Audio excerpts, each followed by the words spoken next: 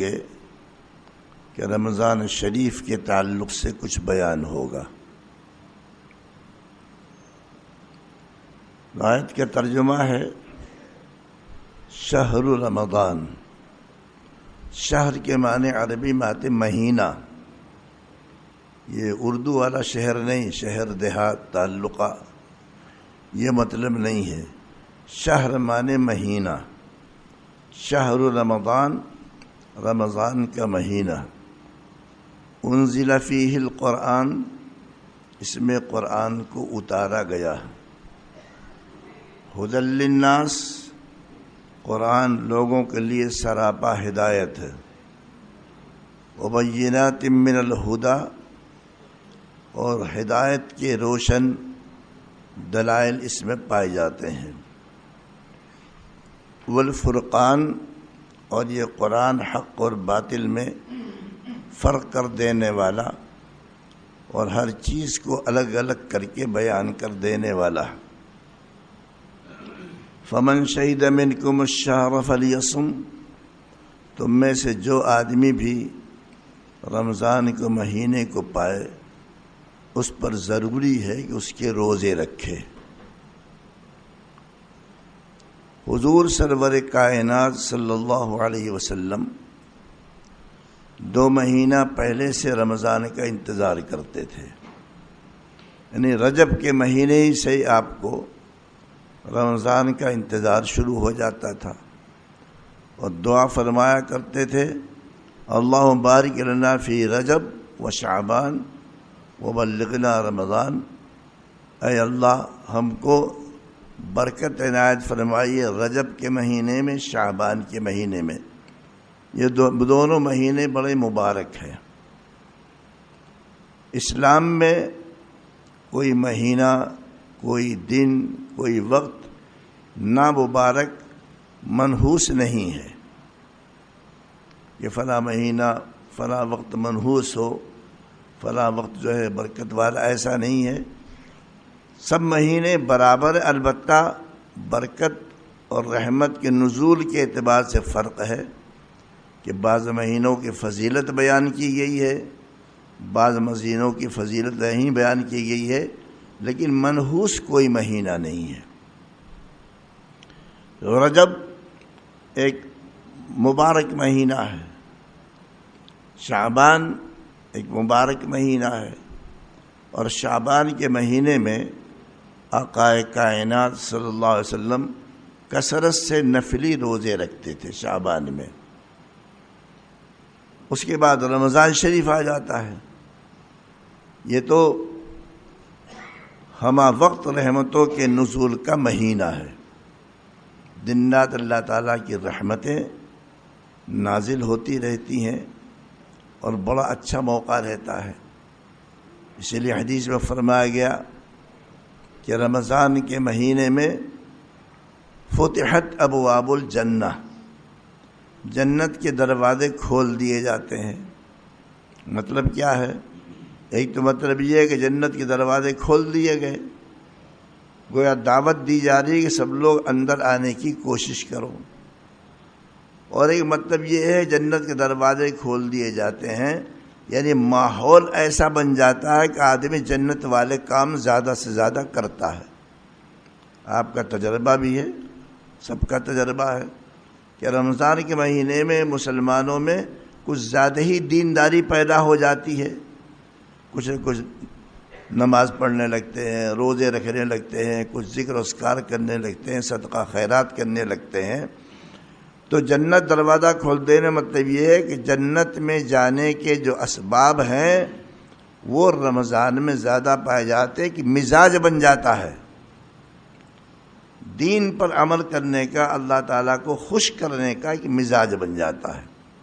جنت دروازہ کھول دیا گیا، اور جہنم کا دروازہ غلقت ابواب جہنم او کما قال، جہنم کا دروازہ بند کر دیا جاتا ہے۔ تو ایک تو مطلب یہی ہوا کہ دروازے جیسے بند ہوتے ویسے بند کر دیا جاتا ہے۔ دوسرا مطلب یہ ہے کہ گناہوں میں رکاوٹ پیدا ہو جاتی ہے، لوگوں کی طبیعت جو ہے اچھے کاموں کے جانب زیادہ چلتی ہے، اگر کسی کی فطرت بگڑ گئی ہو تو الگ بات ہے. اس لیے کہ جبل گردد جبلت نہ گردد فارسی میں کہتے ہیں. پہاڑ ہٹا سکتے ہو، فطرت نہیں ہٹا سکتے، فطرت نہیں بدل سکتے. ایک آدمی کر لیجیے فطری اعتبار سے بڑا شہیر ہے اور بہت ہی غلط قسم کا آدمی ہے، اگر وہ بعد میں اپنے آپ کو ظاہری طور پر ٹھیک بھی کرنے کی کوشش کرے، لیکن کبھی کبھی وہ پرانی فطرت سامنے آ جاتی ہے. وہ بدلتی، بڑی مشکل سے بدلتی ہے. ریاضت کیا جائے، مجاہدہ کیا جائے، کوشش کی جائے تب فطرت بدلتی ہے. ورنہ کرتا پائجامہ پہن لینے سے فطرت بدل گئی، ایسا نہیں ہے. وقت کے اوپر وہ پرانی فطرت جو ہے وہ ظاہر ہو جاتی ہے. تو غلقت ابواب جہنم، جہنم کے دروازے بند کر دیے جاتے ہیں. یعنی ماحول ایسا بن جاتا ہے طاعت کا، عبادت کا، ذکر کا، نمازوں کا ماحول بن جاتا ہے کہ آدمی جہنم میں جانے سے بچنے کی کوشش کرتا ہے. وسلسلۃ الشیاطین، اور ایک حدیث میں ہے سفلت الشیاطین مردۃ الجن، شیطانوں کے بیڑیاں ڈال دی جاتی ہے. ہاتھوں میں جو زنجیریں باندھی جاتی اس کہتے ہیں ہتھ کھڑی، پیروں میں جو زنجیریں باندھی جاتی اس کہتے ہیں بیڑی، بیڑیاں ڈال دی جاتی ہیں. لیکن یہاں اشکال پیدا ہوتا ہے، اگر شیطانوں کو جکڑ دیا جاتا ہے، بیڑیاں ڈال دی جاتی ہیں، پھر بھی دنیا کے اندر گناہ پھر بھی ہوتے ہیں. کافر تو کرتا ہی ہے، اس کی تو بحث ہی نہیں. مسلمان بھی خوب گناہ کرتے ہیں، رمضان میں بھی کرتے ہیں. ماحول تو نیکی کا بن جاتا ہے، لیکن گناہ کرنے والے بھی ہوتے ہیں. تو اگر شیطانوں کو جکڑ دیا گیا تھا، قید کر دیا گیا تھا، بیڑی ڈال دی گئی، تو کیوں گناہ ہوتا ہے؟ رمضان میں لوگ شراب پی رہے ہیں، جھوٹ بول رہے ہیں، فراڈ کر رہے ہیں، مکاری کر رہے ہیں، گالیاں بک رہے ہیں، سب کچھ کرتے رہتے ہیں. وہی جو میں نے پہلے عرض کیا، فطرت بری بن جاتی ہے. اس لیے کہ جو پورے سال تک فسق و فجور میں مبتلا رہے تو شیطان کے بند ہو جانے کے باوجود بھی وہ طبیعت فطرت ویسی بن گئی ہے، عادت پڑ گئی، کہہ لیے سمجھنے کے لیے عادت ویسی پڑ گئی ہے. تو شیطان کے بند ہونے کے باوجود بھی چونکہ پورے سال غلط کام کرتا رہا ہے، لہذا وہ عادت کے مطابق اس کام کو جاری رکھتا ہے. سارے سال بے ایمانی کرتا رہا تو عادت پڑ گئی ہے، رمضان میں بے ایمانی کرے گا. سارے سال غیبتیں کرتا رہا، عادت پڑ گئی ہے. سارے سال لوگوں کو ڈھکتا رہا، ڈھکتا ہی رہے گا. سارے سال چیزوں میں ملاوٹ کرتا رہا، ملاوٹ کرتا ہی رہے گا. ملاوٹ پر ایک بات مسئلہ سمجھ لیجئے جو ذہن میں آ گیا ہے، وہ یہ کہ بازار میں جو چیزیں ملتی ہیں وہ ان کی قیمتیں الگ الگ ہوتی ہیں، ان کی قیمتیں الگ الگ ہوتی ہیں. تو ضرورت سے زیادہ قیمت لینا یہ بھی جائز نہیں ہے. اسے غبن فاحش کہتے ہیں فقہا. غبن فاحش کیا ہوتا ہے؟ غبن فاحش یہ ہے کہ فرض کر لیجیے بازار میں ایک چیز 100 روپے سے لے کر کے 110 روپے تک ملتی ہے. کہیں 100 روپے مل جاتی ہے، کہیں 105 روپے مل جاتی ہے، کہیں 110 روپے مل جاتی ہے. 110 سے زیادہ قیمت بازار میں اس سامان کی نہیں ہے. 100 والا کوئی 100 میں دے دیتا ہے، کوئی 105 میں دے دیتا ہے، کوئی 110 میں دے دیتا ہے. آخری قیمت جو ہے کہیں بھی جائیں گے 110 سے زیادہ نہیں ہوگی. مثلا اب اگر کوئی دکاندار ایسا ہے کہ وہ 110 سے زیادہ پیسے لیتا ہے، یہ غبن فاحش ہے، ناجائز ہے. یہ مطلب نہیں ہے دکانداری کا آپ جتنا ٹھگتے چلے جائیں، وہ ناجائز ہوگا. اسے غبن فاحش کہا جاتا ہے. یعنی تم حد سے زیادہ بڑھ گئے. بھئی مارکیٹ میں جو ریٹ ہے 100 روپے لے لو، 105 لے لو، 110 لے لو، کوئی بھی اس سے زیادہ نہیں لے رہا، تم 125 لے رہے ہو. یہ کیا مطلب اس کا ہے؟ تم حد سے زیادہ آگے بڑھ گئے. تو مارکیٹ میں جو پیسے، جو ریٹ کسی چیز کا چلتا ہے بازار میں، آخری ریٹ جو ہے اس سے بڑھ کر کے اگر لیا جائے گا تو اس کو عربی میں فقہاء اصطلاح میں غبن فاحش کہتے ہیں. یعنی یہ بہت زیادہ قیمت ہو گئی، اتنی قیمت نہیں لینی چاہیے. دکانداری مطلب یہ نہیں کہ آپ خوب لوٹتے ہی چلے جائیں. کیوں لوٹ رہے ہیں آپ؟ اس کی اجازت تو نہیں دے گا اللہ تعالیٰ. تو مثلا کسی کی عادت ہے وہ رمضان میں حرکت کرتا رہے گا، شراب کی عادت ہے، رمضان میں شراب پیے گا۔ تو غرض یہ ہے کہ پورے مہینے جن برائیوں میں مبتلا تھا انسان، شیطان اگرچہ باندھ دیا جاتا ہے لیکن عادت کے مطابق وہ برائیاں کرتے ہی رہتا ہے۔ یہ مطلب ہوا اس کا۔ لہذا کوئی اعتراض نہیں پیدا ہوتا کہ صاحب شیطان بند کر دیا گا پھر بھی لوگ گناہ کر رہے ہیں۔ بھئی لوگ گناہ کریں تو عادت خراب ہو گئی ہے، شیطان تو بند ہے لیکن خود ہی شیطان بن گیا ہے۔ اور بعض حضرات نے فرمایا ہے، محدثین نے، یہ جب کہا جاتا نا بعض علماء نے فرمایا، بعض حضرات نے فرمایا، اس کا مطلب معمولی قسم کے مولوی ہیں نا یہ نہیں ہوتے، بڑے بڑے اکابر کے بارے میں کہا جاتا ہے، جو حوالہ دیا جاتا ہے کہ علماء نے ایسا لکھا ہے اور جناب محدثین نے ایسا لکھا ہے، فقہاء نے ایسا لکھا ہے، بعض حضرات علماء یہ بات کہتے ہیں، اس کا مطلب ہے بہت اعلیٰ درجے کے علماء۔ علماء سے مراد وہ نہیں دیوبند سے ڈگری لے کر کے چلا آیا، ندوے سے لے کر چلا آیا، مذاہب سے لے کر کے چلے آیا، یہ مراد نہیں ہوتے ہوں، بلکہ بڑے درجے کے جو لوگ ہیں جن کا علم عمل دونوں کامل تھا تقریباً، ایسے لوگ مراد ہوتے ہیں۔ تو بعض حضرات نے یہ فرمایا، بعض حضرات کا مطلب یہ نہیں کہ محلے والوں نے کہا ہے، بعض حضرات یعنی بڑے علماء میں سے بعض حضرات یہ فرمایا ہے کہ اصل میں حدیث میں آتا مردۃ الجن، بیڑیاں ڈال دی جاتی ہیں ان شیاطین کے پیروں میں جو بڑے بڑے سرکش شیطان ہیں، اور جو شیطانچے ہیں، شیطانچہ فارسی میں کسی چیز کے چھوٹی پن کو بیان کرنے کے لیے چے لگا دے، کتاب چہ، چھوٹی سی کتاب، کتاب چہ، شیطان چہ، چھوٹے شیاطین، چھوٹے شیاطین کے پیروں میں بیڑیاں نہیں ڈالی جاتی، تو ان کی شرارت چلتی رہتی ہے، رمضان چلتی رہتی ہے۔ ایک آدمی، ایک جادوگر نے بتایا، کئی سال ہو گئے، اس نے بتایا کہ رمضان شریف میں ہمارے جادو کا زور کم ہو جاتا ہے۔ وہ تو غیر مسلم ہے، وہ بتلا رہا ہے، اسے کیا معلوم حدیث میں کیا آتا ہے، کیوں کم ہو جاتا ہے؟ اس کی وجہ یہ ہے کہ جادو جو چلتا ہے وہ شیطانوں کے ذریعے سے کیا جاتا ہے، اور بڑے بڑے سرکش شیطان باندھ دیے جاتے ہیں، تو ان کی شرارتیں زیادہ نہیں چل پاتی ہیں، زیادہ رمضان شریف میں جادو کا اثر بہت کم ہوتا ہے، یہ جکڑ دیے جاتے ہیں۔ تو رمضان کی خصوصیات میں بھی خصوصیت ہے، یہ خصوصیات آپ نے پہلے بھی سنی ہوں گی، بہت ساری خصوصیات ہیں، ثواب بڑھا دیا جاتا ہے۔ اللہ تعالیٰ کتنا بڑا انعام اور احسان ہے کہ صاحب آپ 2 رکعت نفل پڑھ لیں، فرض کے برابر ثواب، فرض کا ثواب زیادہ ملتا ہے۔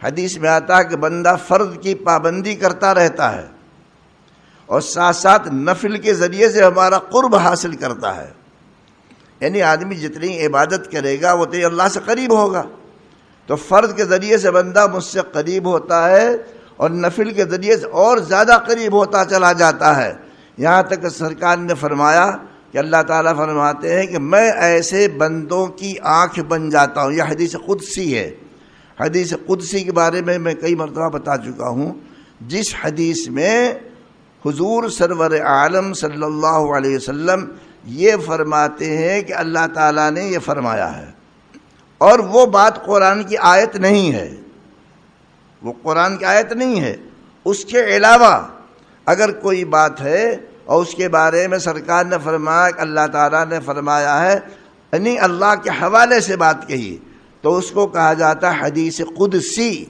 اس کا مرتبہ بہت اونچا ہے، یہ حدیث قدسی ہے۔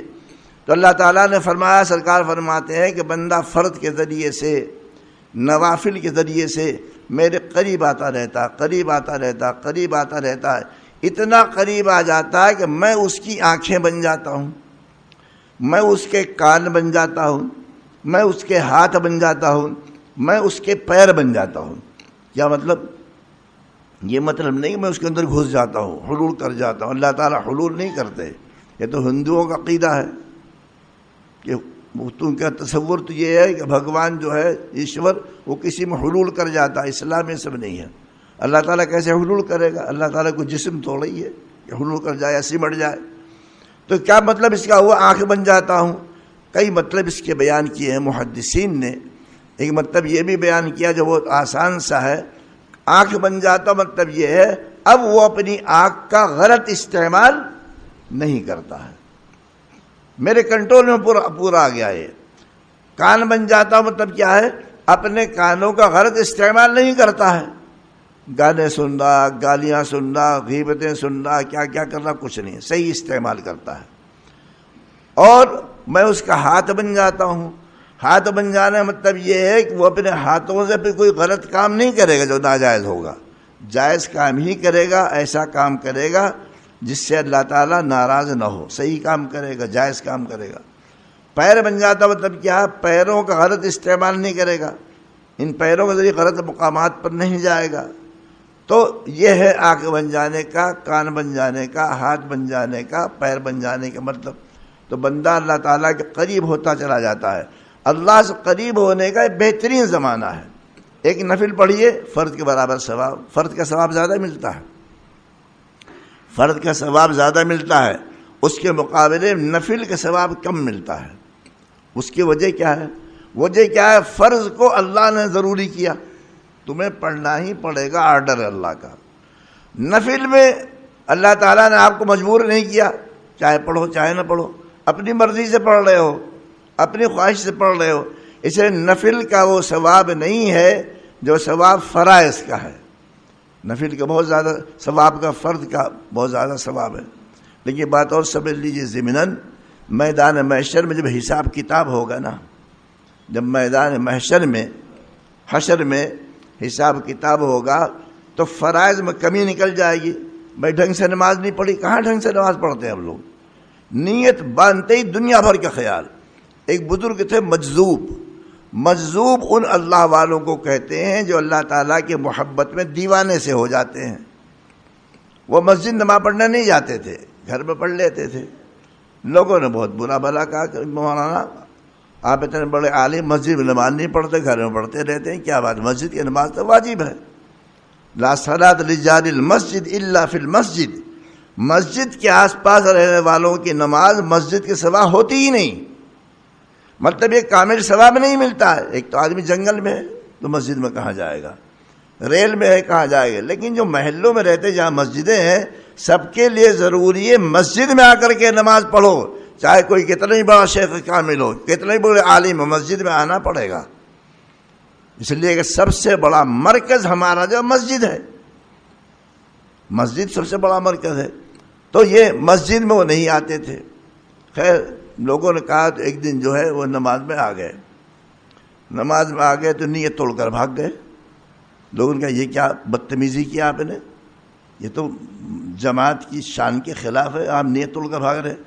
کہنے لگے بھائی نیت باندھتے ہی تمہارا امام تو سبزی لینے چلا گیا، گھر گیا، نماز کی نیت باندھ کر کے امام صاحب تمہارے گھر چلے گئے، تھیلا لیا، پیسے لیے، سبزی لینے چلے گئے، سبزی خریدا، اپنے گھر میں پہنچا تو امام صاحب یہاں تھے کہاں مسجد میں، تو میں کس کے پیچھے نماز پڑھتا؟ مطلب یہ کہ امام صاحب کی نیت باندھتی خیالات ادھر ادھر ہو گئے، سب کے خیالات ہو جاتے ہیں۔ امام غزالی رحمۃ اللہ علیہ کا واقعہ ہے۔ امام غزالی رحمۃ اللہ علیہ تو بہت بڑے آدمی ہیں، بہت بڑے عالم ہیں، ان کے بھائی تھے۔ تو وہ بھائی جو تھے امام غزالی کے، وہ کبھی ان کے پیچھے نماز نہیں پڑھتے تھے۔ تو ان کی والدہ بہت بڑی بزرگہ تھی، ان سے شکایت کیا کہ یہ میرا بھائی میرے پیچھے نماز نہیں پڑھتا۔ انہوں نے کہا کیوں نہیں پڑھتے ہو، نماز کے پیچھے پڑھا کرو۔ اب وہ نماز پڑھنے کے لیے گئے، نماز تو پڑھ لیا، بعد میں والدہ سے کہا کہ میں آئندہ ان کے پیچھے نماز نہیں پڑھوں گا۔ کیوں نہیں پڑھو؟ اس لیے نہیں پڑھوں گا، یہ نیت باندھتے ہیں تو مسائل پر غور کرتے ہیں، یہ مسئلہ کیسا، وہ مسئلہ کیسا، اس مسئلے میں کیا شریعت کے حکم ہے، اس مسئلے میں کیا شریعت کے حکم ہے، ان کا دماغ تو حاضر نہیں رہتا، اللہ تعالیٰ کی جانب پوری طرح متوجہ نہیں رہتا ہے، مسائل میں لگ جاتے ہیں۔ آدمی جس لائن کا ہوتا ہے ویسے ہی سوچتا ہے نا۔ ایک آدمی وکیل ہے، اس کے ذہن میں وہ قوانین آتے رہیں گے۔ ایک آدمی مفسر ہے، اس کے ذہن کے اندر قرآن کی آیتوں کی تشریح آتی رہے گی۔ نیت باندھی ہے، طرح طرح کے خیالات، جانتے ہیں کوئی طرح طرح خیالات آتے ہیں، اس لیے کہ کچھ شیاطین ہیں جو نماز میں بہکانے کے لیے مسلط ہیں، پورا زور لگا دیتے اس کی نماز ٹھیک نہ ہونے پائے۔ تو انہوں نے کہا اپنی والدہ سے کہ تو مسائل پر غور کرتے ہیں نماز میں، ان کے پیچھے کیا نماز پڑھیں گے۔ والدہ تھیں بہت بڑی عالمہ، بہت بڑی ولیہ تھی، کہنے لگا تم دونوں ہی ناکارے ہو، اس کے خیالات آتے ہیں مسجد میں اور تم اس کے خیالات پر کیوں غور کر رہے تھے؟ تم بھی وہی کام کر رہے تھے نا، ادھر کیوں توجہ کر رہے، اپنی نماز پڑھتے رہتے تم؟ تو دونوں کو ڈانٹا۔ تو نماز میں تو خیالات طرح طرح کے آتی رہتے ہیں، لیکن خیالات پر کنٹرول کرنا۔ اگر خیال منتقل ہو گئے آپ کو بازار کی جانب ہٹا لیجئے، کسی اور چیز جانب خیال چلا گیا ہے تو ہٹا لیجئے۔ تو خیالات تو آئیں گے ہی، شیطان تو مسلط رہتا ہی ہے، لیکن خیالات کو روکنا نہیں چاہیے، ذہن کو ادھر نماز کی جانب منتقل کر لینا چاہیے۔ پھر بھی کچھ نہ کچھ کمی رہ جاتی نماز میں۔ اب جب کمی رہ جاتی، اسی لیے حضور سرور عالم صلی اللہ علیہ وسلم نماز کے بعد 3 مرتبہ فرمایا کرتے تھے استغفر اللہ استغفر اللہ استغفر اللہ۔ آپ بھی ڈال لیجیے عادت، اللہ تعالیٰ سے توبہ کرتا ہوں، اللہ سے توبہ کرتا ہوں، اللہ سے توبہ کرتا ہوں، معافی چاہتا ہوں۔ استغفار کے معنی معافی مانگنے کا آتے ہیں، میں اللہ سے معافی چاہتا ہوں، اللہ سے معافی چاہتا ہوں، اللہ سے معافی چاہتا ہوں۔ تو حضور کو کیا ضرورت تھی استغفار کرنے کی؟ سکھلانے کے لیے، اس لیے کہ پیغمبر سے کوئی گناہ نہیں ہوتا ہے، پیغمبر سے کوئی گناہ نہیں ہوتا ہے، ان کے استغفار سے ان کا درجہ بلند ہوتا ہے۔ لیکن عام لوگ جب استغفار کریں گے تو نمازوں میں جو کمی رہ گئی ہے اس عبادت میں، اس کمی کو اللہ تعالیٰ معاف فرما دیں گے۔ ہر ایک کی نماز میں کمی رہ جاتی ہے۔ اور پھر حدیث میں آتا ہے کہ میدان حشر میں جب لوگوں کے اعمال چیک کیے جائیں گے، نماز ہے، روزہ ہے، حج ہے، زکوٰۃ، یہ فرائض، اس میں کمی نکلے گی۔ زکوٰۃ میں کمی نکل آئی، حج میں کمی نکل آئی، روزے میں کمی نکل آئی، نماز میں کمی نکل آئی، تو اللہ تعالیٰ فرمائیں گے دیکھو ٹٹولو اس کے نوافل بھی ہیں کہ نہیں ہیں اس کے پاس۔ بھئی اللہ فرشتے جو ہیں سارے اعمال لکھتے رہتے ہیں، فرض لکھتے ہیں، واجب لکھتے ہیں، سنتیں لکھتے ہیں، نفلیں لکھتے ہیں، جو کچھ بھی ہم اور آپ کرتے ہیں اچھے برے کام سب کو نوٹ کرتے ہیں وہ۔ تو اللہ تعالیٰ فرماتے ہیں اگر اس کے فرض میں کمی ہے، دیکھو نوافل ہیں کہ نہیں، نوافل کے ذریعے سے فرض کی کمی کو پورا کر دو۔ اس لیے نوافل کی بھی پابندی کرنا چاہیے، تاکہ جو کمی ہمارے فرائض میں رہ جاتی ہے وہ کمی اللہ تعالیٰ نوافل کے ذریعے سے پوری فرما دیں۔ نفل بھی پڑھتے رہنا چاہیے، ایک جگہ بیان کرنے موقع ہو، مجھے پرسوں میں نے یہ بات بیان کیا ہے۔ اب یہ کیا بات ہے، نفل کو چھوڑا رہے میاں، نفل تو ہے چاہے پڑھو چاہے نہ پڑھو، مستحب ہے چاہے پڑھو چاہے نہ پڑھو، ذہن میں آتا نہیں آتا ہے نفل ہے، بھائی نفل ہے ٹھیک ہے، لیکن اس کا مطلب یہ تھوڑا ہی کہ آپ نفل پڑھیں ہی نہیں، کبھی کبھار تو پڑھتے ہی رہنا چاہیے نا۔ نفل اسی لیے ہے، یہ کیا بات ہے کہ نام اعمال نفل سے خالی کچھ بھی نہیں، نہ کبھی تہجد پڑھی، نہ کبھی نفلیں پڑھی، نہ کبھی اشراق پڑھی، نہ آگے کی سنتیں ہیں نہ پیچھے کی سنتیں ہیں۔ اب اگر فرض میں کمی رہ جائے گی تو کس چیز سے پوری کی جائے گی؟ تو رمضان شریف میں نفلوں کا ثواب بڑھا کر کے فرض کے برابر کر دیا جاتا ہے، اور فرض کا ثواب آپ جانتے ہیں 70 فرضوں کے برابر کر دیا جاتا ہے۔ مثلا آپ رمضان فجر کی نماز پڑھیں گے تو اس کا مطلب یہ ہے کہ ثواب کے اعتبار سے آپ نے 70 فجر کی نمازیں پڑھی ہیں۔ ظہر کی نماز پڑھیں گے، اس کا مطلب یہ ہوگا ثواب کے اعتبار سے آپ نے 70 ظہر کی نمازیں پڑھ ڈالی ہیں، تو کتنا بڑا ثواب ملتا ہے۔ یہ رمضان شریف کی برکت ہے، اس مہینے کی برکت ہے، بڑی برکات اس مہینے کے اندر پائی جاتی ہیں، ثواب میں اضافہ ہوتا رہتا ہے۔ تو یہ رمضان کے مہینہ جو بڑا مبارک مہینہ ہے، مقدس مہینہ ہے، اس میں اس کا لحاظ کرنا چاہیے، ورنہ ایسے وقت گزرتا رہے گا، موت آ جائے گی، چکر میں پڑے رہ جائیں گے۔ اس لیے پابندی کے ساتھ روزہ رکھا جائے، جماعت مصروفیات میں کمی کر دیجیے، نظام الاوقات نماز کا الگ بنائیے، ہر سال نظام الاوقات الگ بنائیے۔ نظام الاوقات جانتے ہیں، ٹائم ٹیبل جس کو کہتے ہیں انگریزی میں، نظام الاوقات رمضان کا الگ بنا دیجیے۔ آفس کھولنے کا بند کرنے کا ٹائم بدل دیجیے، دکانیں بند کرنے کا ٹائم بدل دیجیے، افطار کے وقت ہوتے دکان بند کر دیجیے، جتنا کما کتنا کماؤ گے، یہ تو رہنے والا تو ہی نہیں ہے، جتنا کما لیے افطار کے وقت میں بند، گھر میں جاؤ افطار کرو آرام سے، کھانا کھاؤ، اس کے بعد جہاں نماز پڑھنی جا کے نماز پڑھو۔ یہ کیا بات ہے کہ بنیوں کی طرح، یہودیوں کی طرح رمضان کے مہینے میں جماعتیں چھوڑتے ہو اور 9 بجے تک دکانیں بیٹھے رہتے ہو؟ شرم نہیں آتی ہے؟ کیا فائدہ اٹھایا تم نے رمضان سے؟ رمضان آتا ہے تو تم کو خوشی اس بات کی نہیں ہے کہ عبادت کروں گا زیادہ ثواب زیادہ ملے گا، خوشی اس بات کی کاروبار زیادہ چلے گا۔ یہ مومن سوچنے کا طریقہ، یہ یہودیوں کے سوچنے کا طریقہ ہے، یہ بنیوں کے سوچنے کا طریقہ ہے، مسلمانوں سوچنے کا طریقہ نہیں ہے۔ لہذا ترتیب بدل دینی چاہیے اپنی مصروفیات کی۔ آفس کے ٹائم بدل دیجئے اگر اختیاری ہے، گورنمنٹ کا ہے تو مجبوری ہے، اگر اختیاری ہے دکانوں کا ٹائم بدل دیجئے، اور چیزوں کے اوقات بدل دیجئے، اسکول چلاتے ہیں اسکولوں کے اوقات بدل دیجئے، دنیا کی مصروفیات میں کمی کر دیجئے یا اس کے اوقات بدل دیجئے، اور آخرت کے معمولات میں اضافہ کر دیجئے۔ کیسے اضافہ کریں گے؟ مثلا فرض نماز سے پہلے کی بات کی ساری سنتیں پڑھ ڈالو، چاہے وہ نفلی کیوں نہ، عصر سے پہلے کی سنت پڑھ ڈالو، مغرب کے بعد کی ساری سنتیں پڑھ ڈالو، عشاء سے آگے کی پیچھے کی ساری سنتیں پڑھ ڈالو، فجر سے پہلے کی سنتیں پڑھ ڈالو، اور اللہ تعالیٰ توفیق دے اشراق کی نماز پڑھو۔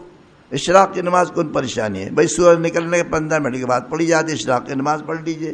تہجد کی عادت ڈال لیجئے، سحری کھانے کے لیے آپ اٹھیں گے وضو کیجئے، اٹھتے ہی وضو کیجئے، وضو کرنے کے بعد 2 رکعت 4 رکعت تہجد کی نماز پڑھ لو، اور دعائیں کر لینا چاہیے۔ دعائیں بہت زیادہ قبول ہوتی ہے۔ دعائیں تو اللہ تعالیٰ سے بندہ براہ راست رابطہ قائم کرتا ہے، سمجھے آپ؟ یہ تعویذ واویز جو ہے یہ زیادہ شاندار چیز نہیں ہے، اصل چیز ہے کہ اللہ تعالیٰ سے آپ دعا کریں۔ دعا سے بندہ اللہ تعالیٰ سے بہت زیادہ قریب ہوتا ہے۔ الدعاء مخ العبادہ، دعا جو ہے عبادت کا مغز ہے، جوہر ہے۔ دعا کرنی چاہیے، بڑے بڑے کام ہو جاتے ہیں، اسباب وسائل جمع ہو جاتے ہیں۔ دعا کر لیں گے اسباب وسائل جمع ہو جائیں گے۔ مثلا اگر فرض کر لیے کہ آدمی بیمار ہے، اب وہ ڈٹ کر کے اگر دعا کرے گا تو کیا ہوگا؟ کیسے فائدہ پہنچے گا؟ ایک تو دوا میں اثر پیدا ہو جائے گا، دوسری بات ہے ذہن میں یہ ڈال دیا جائے گا تم فلاں ڈاکٹر کے پاس جاؤ، اس ڈاکٹر کے ذہن میں صحیح تجویز ڈال دی جائے گی، صحیح دوائیں لکھے گا، یہ سارے اثرات دعا کے ہو جائیں گے۔ کام پہلے ہی کر لو، جب کام پہلے ہی کر لیا جائے گا، دعا کر لیا جائے گا تو سارے اسباب بنتے چلے جاتے ہیں، چاہے آپ کو ہمیں پتہ نہ چلے، اسباب بنتے چلے جاتے ہیں۔ اس لیے دعاؤں کو ڈٹ کر کرنا چاہیے، ایسا کرنا چاہیے جیسے اللہ تعالیٰ کو چمٹ گیا ہو۔ اعتکاف ہے نا، اعتکاف میں بیٹھیے بھائی، کبھی تو بیٹھ جائیے، ٹھیک ہے، سنت ہے۔ سنت کا مطلب یہ نہیں ہے کہ آپ چھوڑ ہی دیں ہمیشہ، کیوں نہیں بیٹھتے؟ خالی اوقات ہیں، کوئی کام نہیں، کوئی دھندا نہیں، دکان نہیں ہے، آفس نہیں، کچھ نہیں ہے، گھر میں مست کھا کر کے پڑے ہوئے میں مسجد میں آ کر پڑ جا 10 دن کے لیے، کیا موت آ جائے گی تجھے؟ لیکن نہیں، اوقات وقت ہے، کوئی مصروفیت نہیں ہے ایسی بڑی، لیکن گھر میں پڑے رہیں گے، مسنڈے ہو کر کے سحری خوب ڈٹ کر کھائیں گے، زور تک سوئیں گے، اور مسجد میں نہیں آئیں گے اعتکاف کرنے کے لیے۔ اعتکاف کے بارے میں تو لکھا ہے علماء نے، یہ تو ایسے ہی جو چاہے کوئی بادشاہ کے دروازے پر جا کر کے بیٹھ جائے، بادشاہ کے دروازے پہ جا کر بیٹھ جائے اور یہ کہے کہ بغیر بھیک لیے میں یہاں سے نہیں ہٹوں گا، یہیں پڑا رہوں گا، تو ایسے ہی معتکف جو ہے اعتکاف کرنے والا، وہ مسجد میں پڑ جاتا ہے کہ اللہ میں تو لے کر کے رہوں گا، میں یہاں سے جانے والا نہیں ہوں، میں 10 دن تک یہیں رہوں گا، میری ساری دعائیں قبول کیجیے۔ تو اگر مصلحت کے خلاف نہیں ہوگا تو ساری دعائیں آپ کی قبول ہو جائیں گی۔ اس لیے اس اعتکاف کا مزاج بنائیے، بہانے بازی نہ کیجیے، بہانے بازی اللہ تعالیٰ سے نہیں کی جاتی ہے۔ یہ سارے فوائد آپ رمضان میں حاصل کر سکتے ہیں، اعتکاف کر سکتے ہیں، شب قدر میں جاگ کر کے دعائیں عبادات کر سکتے ہیں، نوافل زیادہ پڑھ سکتے ہیں، فرائض میں جماعت کی پابندی کیجیے، خلف الامام نماز پڑھنے کی کوشش کیجیے، خلف الامام، امام کے بالکل پیچھے بہت زیادہ ثواب ملتا ہے، بالکل اس کے برابر میں، یا پہلی صف میں کھڑی ہو جائیے، پہلی صف کا ثواب زیادہ ہے، دوسری صف کا اس کے بعد ہے، تیسری صف کا اس کے بعد ہے۔ تو جماعت سے نماز پڑھنے کی عادت ہو، آگے پیچھے کے اگر سنتیں ہیں تو اس کو پوری پڑھیے، تہجد کی عادت ڈال لیجئے، اعتکاف کی عادت ڈال لیجئے، اور اس طرح سے اپنے معمولات کو بدل لیجئے تو اخروی معاملات میں اور عبادات میں اضافہ کر لے۔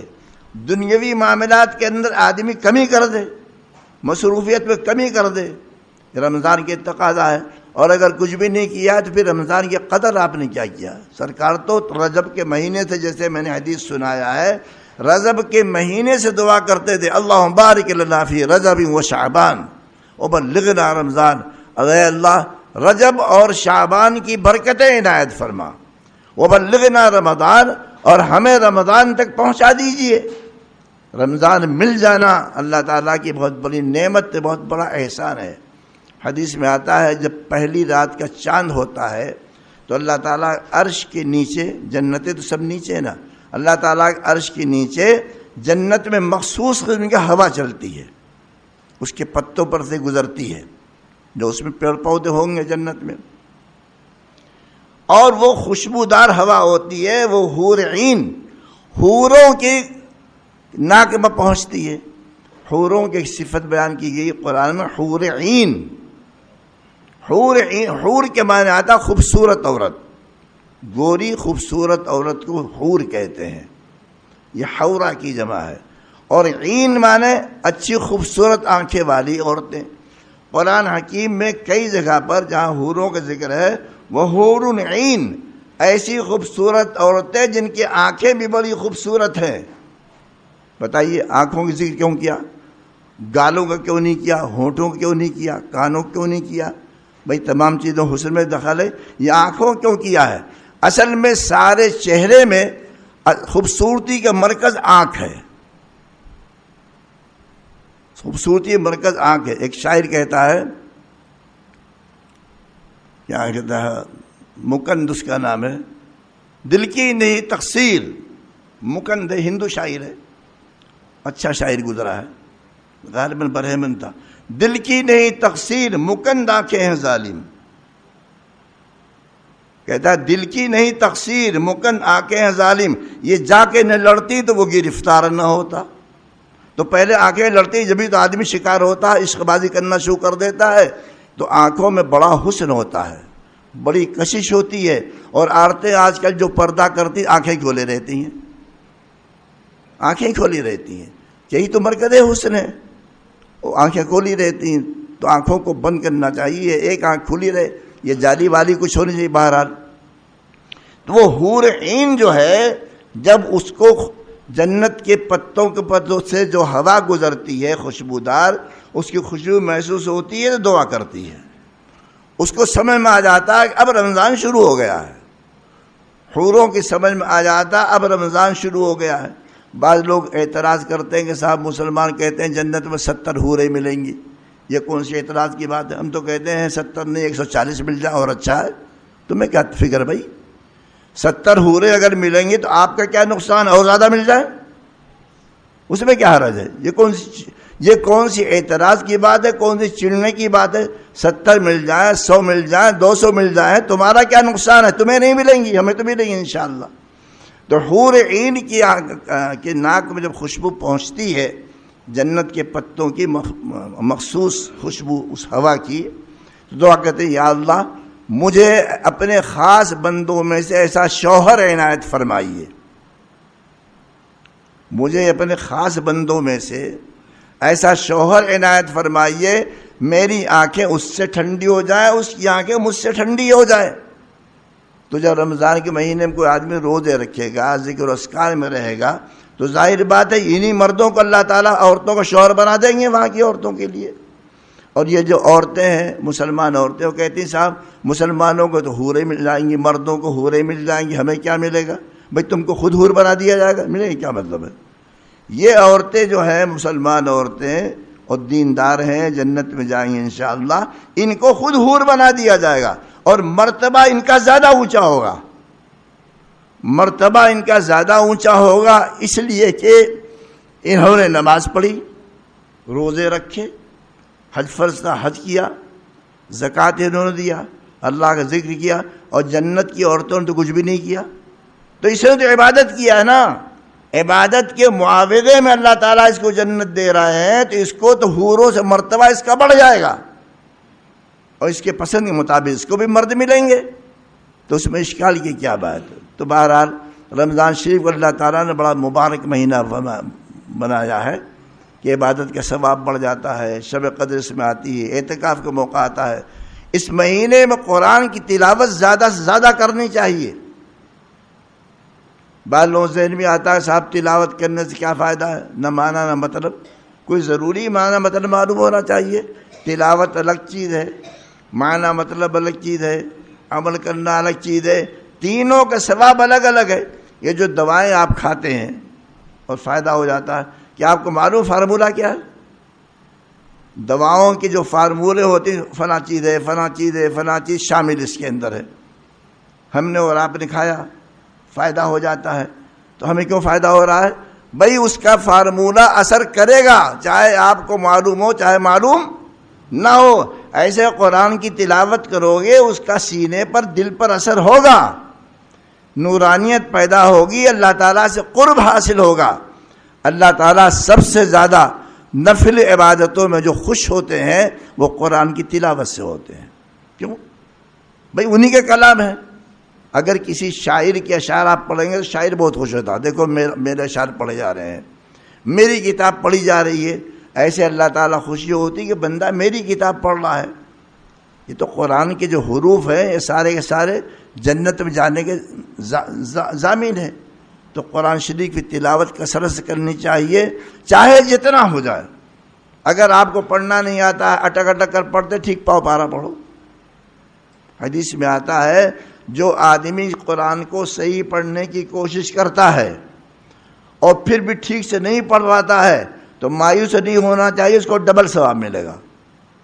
ایک تو کوشش کرنے کا ثواب ملے گا، ایک قرآن پڑھنے کا ثواب ملے گا۔ اور جس کو قرآن پڑھنا آتا ہے اس کے کیا کہنے، وہ تو بہت اونچا ہے۔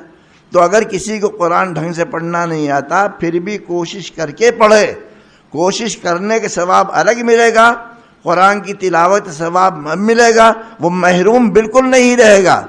امام احمد بن حنبل رحمۃ اللہ علیہ، چار بڑے مشہور امام ہیں نا، امام ابو حنیفہ ہیں، امام مالک ہیں، امام شافعی ہیں، امام احمد بن حنبل ہیں۔ یہ چاروں فقہ کے امام، ویسے تو فقہ میں بہت بڑے اور بھی گزرے ہیں لیکن یہ چار زیادہ مشہور ہو گئے ہیں۔ امام احمد بن حنبل رحمۃ اللہ علیہ کے بارے میں آتا کتابوں میں، ایک مرتبہ انہوں نے خواب میں اللہ تعالیٰ کو دیکھا۔ کوئی جلوہ دیکھا ہوگا، اللہ تعالیٰ تو کوئی دیکھ نہیں سکتا ہے، دیکھا ہوگا۔ سوال کیا، یا اللہ آپ کا قرب کیسے حاصل ہوتا ہے، یعنی وہ کون سا عمل ہے کہ میں اس کو کروں تو آپ کے زیادہ قریب ہو جاؤں گا اور آپ مجھ پر زیادہ مہربانی فرمائیں گے؟ تو فرمایا گیا قرآن کی تلاوت کیا کرو۔ انہوں نے پوچھا سمجھ کر کے ثواب زیادہ ملے گا یا بغیر سمجھے؟ فرمایا چاہے سمجھے ہوئے پڑھو چاہے بغیر سمجھے پڑھو، قرآن کی تلاوت کرتے رہو۔ قرآن کی تلاوت کو معمول بنانا چاہیے، گھروں میں ہر ایک کو مجبور کرنا، عورتوں کو بھی لڑکیوں کو بھی، کہ قرآن پڑھنا پڑے گا، رمضان میں پڑھنا پڑے گا قرآن۔ ناشتہ بند کر دو، سزا بھی تو دینی چاہیے نا۔ جیسے آپ ٹیوشن کو ناجائز سزا دیتے ہیں، اسکول ناجائز سزا دیتے ہیں، دین کے لیے سزا کیوں نہیں دیتے؟ ابھی تو دینا چاہیے۔ تو اس لیے نماز کی پابندی وغیرہ جماعت کے ساتھ کی جائے، اور بچوں کو بھی نمازی بنائیے۔ حدیث میں آتا ہے جب بچے 7 سال کے ہو جائیں تو تم کو سمجھا کر کے نماز پڑھاؤ۔ معلوم ہے 7 سال سے کم کے بچے جو ہے ان کو کوئی کہہ کر نماز پڑھوانے کی ضرورت نہیں ہے، دیکھ دیکھ کر خود ہی پڑھتے رہیں گے۔ 7 سال کے ہو جائیں تو نماز ان سے پڑھواؤ۔ اب ظاہر بات نماز جب پڑھوائی جائے گی جب سے نماز پڑھنا آئے گا، نماز پڑھنے نہیں آئے گا تو کہاں سے وہ پڑھے گا؟ اور 7 سال کا بچہ نماز پڑھ سکتا ہے۔ اگر آپ اپنے بچوں کو مکتب میں پابندی سے بھیجتے ہیں، مکتب میں پابندی سے بھیجتے ہیں تو 7 سال کے بچے نماز پڑھنے والے بن جاتے ہیں۔ اور 7 سال 8 سال کے بچے جو نماز پڑھنا جانتے ہیں، اگر جماعت میں مردوں کے ساتھ کھڑے ہو جائیں، بڑوں کے ساتھ کھڑے ہو جائیں تو ان کو پیچھے نہیں بھگانا چاہیے۔ یہ جو مسجدوں میں رواج ہے نا، 8 سال کا ہے 10 سال کا بچہ، چلو چلو پیچھے چلو، چلو چلو پیچھے چلو، غلط بات ہے۔ چھوٹے بچے اگر ہیں 4 سال 5 سال 6 سال کے، شرارت کرتے ہیں، ناپاک بھی رہتے ہیں، پیشاب بھی کر دیتے ہیں، ان کے تو پیچھے کر دینا چاہیے۔ بہت چھوٹے ہیں جن سے یہ خطرہ ہے کہ پیشاب کر دیں گے، ان کو مسجد میں لانا نہیں چاہیے۔ لیکن جو باشعور ہو گئے ہیں 7 سال کے 8 سال کے، ان کو مسجد میں لے کر کے آنا چاہیے۔ اگر نماز وغیرہ ڈھنگ سے پڑھتے ہیں تو بڑوں کے صف میں کھڑا کر دیجئے، ان کو پیچھے کرنے کی ضرورت نہیں ہے، اس لیے جیسے آپ اللہ کے بندے، وہ بھی تو اللہ کا بندہ ہے، پیچھے کو کھڑا کرتے ہیں۔ شادی میں تو آپ نے برابر بٹھا کر کھانا کھلا لیتے ہیں اور مسجد میں بھگاتے ہیں پیچھے، کیا بات ہے؟ یہ کیا حرکت ہے؟ یہ غلط رواج ہے۔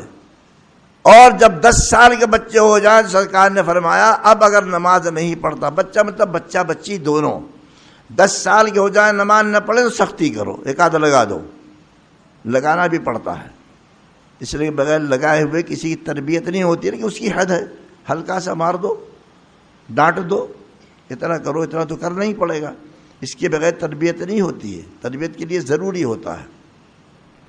10 سال کے ہو جائے تو ان سے زبردستی نماز پڑھاؤ، تنبیہ کر کے نماز پڑھاؤ، اور 10 سال کے جب لڑکا لڑکی ہو جائے ان کے بستر الگ کر دو، کان کھول کر کے سن لیجئے، ایک بستر میں ایک چادر میں 2 بھائیوں کو نہیں لٹانا، ایک بستر ایک چادر میں 2 بہنوں کو نہیں لٹانا، سب کو الگ کیجئے، حالانکہ دونوں بھائی بہن ہیں لیکن ان کو نہیں لٹانا چاہیے۔ فرقو، سرکار نے فرمایا الگ کر دو، ان کے بستر الگ، اس کی چادر اس کا بستر الگ، اس کی چادر اس کا بستر الگ، سب کو الگ کرو 10 سال کے ہو جائے۔ اس لیے 10 سال کی عمر میں آدمی میں حس پیدا ہو جاتی ہے، ایک طرح کا شعور بیدار ہو جاتا ہے، عقل بڑھ جاتی ہے، بہت سارے جذبات پیدا ہو جاتے ہیں، اس لیے سرکار نے فرمایا کہ بستر ان کے سب کے الگ کرو اور زبردستی ان سے نماز پڑھواؤ۔ لیکن کیا بات ہے، اتنی تاکید کی گئی ہے، مسجد میں بچے کیوں نہیں آ رہے ہیں بھائی؟ مسجد میں بچے کیوں نہیں آ رہے؟ اب دیکھیے مسجد میں آپ گن لیجئے، محلے کے بچے ہیں نماز پڑھنے آئے ہیں، کہاں ہیں؟ فجر میں کہاں ہیں؟ ظہر میں کہاں؟ کہیں نہیں رہتے۔ یعنی وہ بچے جو مکتب میں پڑھتے ہیں وہ بھی مسجد نہیں آتے، کیوں؟ گھر والوں کا یہ کام بھیجتے نہیں ہیں، کیوں نہیں بھیج رہے ہیں آپ؟ ہر کام آپ ان سے کروا لیتے ہیں، لیکن 10 سال ہو یا اس سے زیادہ ہو گیا وہ بچے مسجد میں کیوں نہیں آتے ہیں؟ زبردستی پکڑ کر لائیے، پٹائی کر دیجئے، بغیر اس کے تو کام نہیں چلے گا۔ تو فرمایا 7 سال کے ہو جائیں کہہ کر کے پڑھواؤ، 10 سال کے ہو جائیں تنبیہ کر کے پڑھواؤ، اور ان کے بستر الگ کر دیا کرو۔ تو اس کی بھی پابندی ہونی چاہیے، بچوں کی عادت نماز پڑھنے کی، جماعت سے نماز پڑھنے کی عادت ڈالیے۔ بہرحال یہ تو